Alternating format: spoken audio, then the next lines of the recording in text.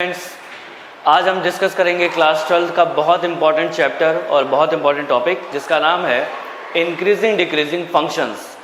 Increasing decreasing functions जो होते हैं वो फंक्शंस होते हैं जो एक कर्व के फॉर्म में आगे बढ़ते हैं और उनका कुछ सेक्शन पॉजिटिव होता है, कुछ सेक्शन नेगेटिव होता है। तो सबसे पहले तो हमें ये जानना है कि इसको हम सॉल्व कैसे करेंगे और हम कैसे पहचानेंगे कि कोई भी फंक्शन इंक्रीजिंग कहाँ पे है और डिक्रीजिंग कहाँ पे है। तो मेनली हमें ये देखना है कि ये जो फंक्शन होते हैं ये होते क्या हैं। तो देखिए, जो भी फंक्शन आपको मिलेगा, चाहे वो कोई भी हो, वो फंक्शन एक कर्व होता है। जो भी फंक्शन होते हैं वो क्या होते हैं? एक कर्व।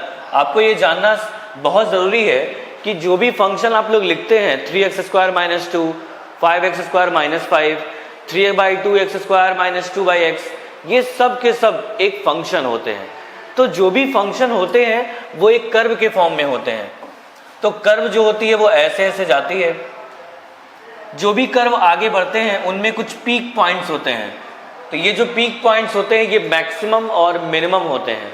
मैक्सिमा और मिनिमा किसी भी कर्व का पीक पॉइंट होता है और इस पीक पॉइंट के आसपास हमको मिलता है इंक्रीजिंग और डिक्रीजिंग फंक्शंस। तो हम इसको सॉल्व कैसे करते हैं ये हमें देखना है। तो सबसे पहले आपको क्या करना है, जो भी फंक्शन आपको मिलेगा उसको आपको डिफरेंशिएट करना है। डिफरेंशिएट का मतलब ये होता है कि आप उसको डेरिवेटिव फॉर्म में लिखेंगे। मतलब आपको जो भी f(x) मिलेगा उसका आपको डिफरेंशिएशन निकाल के f'(x) के फॉर्म में कन्वर्ट करना है। तो जो भी आपको मिलेगा वो क्या मिल जाएगा? f'(x). उसके बाद डिफरेंशिएशन के बाद आपको क्या करना है, उस फंक्शन को सबसे पहले 0 के इक्वल करके उसकी वैल्यू निकालनी है। तो हमको क्या करना है, f'(x) = 0 और उसके बाद आपको x की वैल्यूज मिलेंगी। मान लीजिए आपको x की 3 वैल्यूज मिलती हैं, c1, c2 और c3। तो सबसे पहले आप इन वैल्यूज को लेके उस नंबर लाइन पे प्लॉट करेंगे जिस नंबर लाइन पे हमें चेक करना है। तो जब हम f'(x) निकाल लेते हैं तो वो f(x) का ही एक फंक्शन होता है। तो इसका मतलब ये है कि हम उसको एक नंबर लाइन पे प्लॉट कर सकते हैं। तो c1, c2 और c3 इस तरीके से हम उसको नंबर लाइन पे प्लॉट कर लेते हैं। उसके बाद हमें ये चेक करना है कि ये जो हमारा फंक्शन f'(x) वाला है, ये वाला फंक्शन किस किस रीजन में पॉजिटिव है और किस किस रीजन में निगेटिव है। जिस रीजन में ये पॉजिटिव होगा उस रीजन को इंक्रीजिंग बोला जाएगा और जिस रीजन में निगेटिव होगा उस रीजन को डिक्रीजिंग बोला जाएगा। तो सबसे पहले यहाँ पे लिखा जाता है -∞ और यहाँ पे लिखा जाता है +∞। -∞ का मतलब ये है कि निगेटिव साइड में ये इनफाइनाइट की तरफ जा रहा है और पॉजिटिव इन्फिनिटी का मतलब ये है कि पॉजिटिव डायरेक्शन में इनफाइनाइट की तरफ जा रहा है। अब c1 से पहले की कोई वैल्यू लेके हम इस वाले फंक्शन में रखते हैं। जो भी आपको f'(x) की वैल्यू मिलेगी उसमें आप c1 से पहले की कोई वैल्यू यहाँ पे चूज कर लेंगे और उसको f'(x) में रखेंगे। तो मान लेते हैं कि हमें वो जो वैल्यू मिल रही है वो निगेटिव मिल रही है, तो इसको लिखेंगे इस तरीके से माइनस। फिर अगली बार हो सकता है प्लस मिल जाए, क्योंकि c1 और c2 के बीच में जब कोई वैल्यू लेके हम इस फंक्शन में रखेंगे f'(x) में, तो हमें हो सकता है पॉजिटिव मिले, हो सकता है निगेटिव भी मिल जाए। तो अगर पॉजिटिव मिलेगा तो उसको ऐसे लिख लिया जाएगा। फिर अगले रीजन में चेक करेंगे तो c2 और c3 के बीच में आपको कोई एक वैल्यू चूज कर लेनी है, उसको हम यहाँ पे रख देंगे तो हो सकता है माइनस आ गया। फिर उसके बाद c3 के बाद की कोई वैल्यू चूज करेंगे तो यहाँ पे रख देंगे तो हो सकता है प्लस आ गया। तो आपको यहाँ पे दिख रहा है कि कुछ कुछ रीजन्स में ये पूरा का पूरा फंक्शन पॉजिटिव है और कुछ रीजन में निगेटिव है।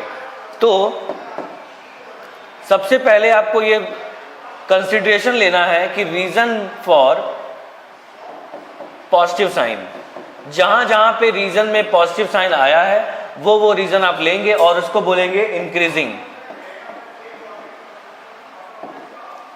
और जहां जहां पे रीजन फॉर निगेटिव साइन, मतलब आपको रीजन में जहां जहां निगेटिव साइन मिल रहा है वहां पे आप लिखेंगे डिक्रीजिंग।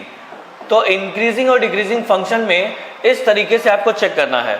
तो ये एल्गोरिदम आपको बहुत हेल्पफुल करेगा और हेल्प करने के साथ साथ आपको सॉल्व करने में मदद करेगा और आपको बताएगा कि आप चेक कैसे करेंगे कि इंक्रीजिंग कहाँ पे है, डिक्रीजिंग कहाँ पे है।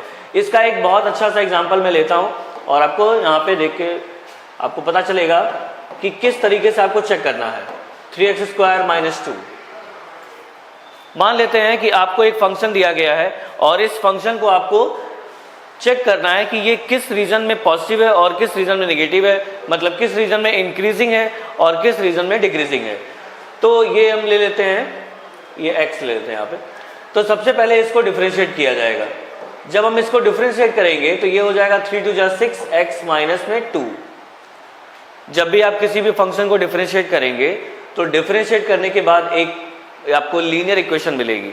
हो सकता है लीनियर हो सकता है क्वाड्रेटिक हो सकता है क्यूबिक हो, आपको इससे मतलब नहीं है, आपको सिर्फ और सिर्फ इसको डिफरेंशिएट करके लिख देना है। जब भी आप डिफरेंशिएट करेंगे उसके बाद इसको हम क्या करेंगे, 0 के इक्वल करेंगे। तो 0 के इक्वल करने के बाद हम लिखेंगे 6x माइनस 2 इक्वल टू में 0। जब हम इसको 0 के इक्वल करते हैं तो 0 के इक्वल करने के बाद हमें x की कुछ वैल्यूज मिलती हैं। तो मान लीजिए यहाँ से x की वैल्यू निकालेंगे तो हमें मिलेगा 1/3। ये जो x की वैल्यू आई है यही हमें बताएगी कि ये फंक्शन कहाँ कहाँ पॉजिटिव है और कहाँ कहाँ पे नेगेटिव है। तो उसके बाद हम एक नंबर लाइन प्लॉट करेंगे और नंबर लाइन पे इन पॉइंट्स को प्लॉट किया जाएगा। तो हमारे पास एक ही पॉइंट मिला हुआ है 1/3। अब हम 1/3 के पहले का कोई इंटीग्रल वैल्यू चूज करेंगे। तो 1/3 के पहले की कोई इंटीजर वैल्यू हो सकती है 0। तो 0 अगर मिल रहा है तो ये जो फंक्शन आपको मिला हुआ है ये वाला मतलब क्या है, 6x माइनस 2, इसमें हम 0 इक्वल रखेंगे, मतलब x की जगह पे 0 रखेंगे। तो एट x इक्वल टू 0 इसकी वैल्यू क्या आएगी, माइनस में 2। निगेटिव आ गई। निगेटिव आने का मतलब ये है कि ये पूरा का पूरा रीजन माइनस में है, निगेटिव है। उसके बाद इसी फंक्शन में हम 1/3 के बाद की कोई वैल्यू रखेंगे। तो 1/3 के बाद की कोई वैल्यू 1 हो सकती है। तो हम लिखेंगे एट x इक्वल टू 1, इसमें 1 रखा जाएगा तो 6 माइनस 2 प्लस में 4 आएगा। इसका मतलब इस रीजन के बाद की सारी वैल्यूज पॉजिटिव होंगी। तो हमें यहाँ से पता चल गया कि 1/3 से पहले की वैल्यू नेगेटिव है, 1/3 के बाद की वैल्यू पॉजिटिव है, इसलिए इंक्रीजिंग कहाँ पे है ये। तो अगर हम यहाँ पे इंक्रीजिंग के लिए देखें तो x ग्रेटर देन 1/3 पे ये इंक्रीजिंग है, और डिक्रीजिंग के लिए अगर देखा जाए तो डिक्रीजिंग फंक्शन होगा x लेस देन 1/3। तो हमारे पास दो रिजल्ट आया है जिसमें ये पता चलता है कि इंक्रीजिंग कहाँ पे होता है और डिक्रीजिंग कहाँ पे होता है। तो इस तरीके से आप रिजल्ट को फाइंड कर सकते हैं और अपना वैल्यू चेक कर सकते हैं कि आपने जो किया है वो सही है या नहीं। तो आपको ये एल्गोरिथम लर्न करना है और ये आप लेके बहुत हेल्पफुल रहेगा। Okay, thank you class. अगर आपको वीडियो पसंद आया है तो प्लीज़ सब्सक्राइब करिए और बेल आइकन को प्रेस करना ना भूलिएगा। Thank you.